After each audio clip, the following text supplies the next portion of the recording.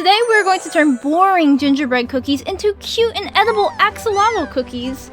I'm traditional artist Merlot, but today I am a cookie decorator. Now to get started, we're going to make a sugar cookie batter, but mix in gingerbread spices to get a nice and soft cookie. I'll put my recipe down in the description. Then it was time to sculpt. You can find axolotl cookie cutters online, so I'll leave that up to you, but I thought it was pretty easy to sculpt. Then I baked them and took them off the pan to begin decorating. If you're enjoying this video so far and want to draw with me or bake with me again, be sure to like and subscribe.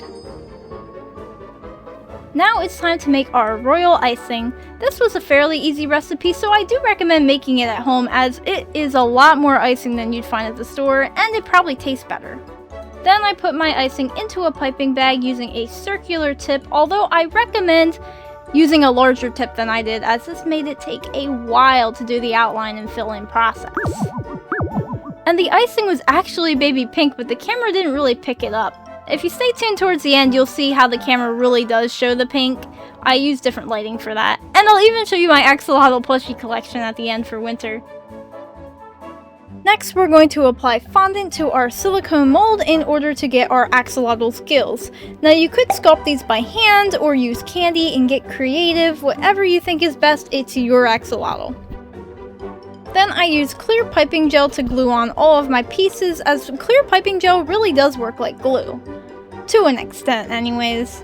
Especially on broken appendages, if you know what I mean. You can glue those arms back on and shh, just don't tell anyone. If it's for your family, that is. Depends how formal you want to get with these.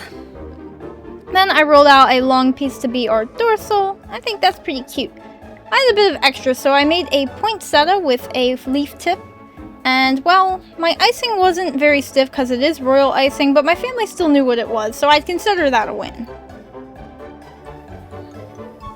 And then I made a Build-A-Bear axolotl because, well, why not? That's my favorite type of axolotl if you didn't know. Very cute. What should we name this guy? I used edible glitter and pearls as well, and then I had a little extra left, so I made a snowflake too. Now we're all done. Let's see what Marshmallow thinks. Well, I think Marshmallow liked it. Which cookie would you pick? Comment below. And thank you so much for watching, as I really appreciate you guys' support, and I hope you have a happy holidays. And if you're not watching this video at Christmas, I just hope you have a happy week.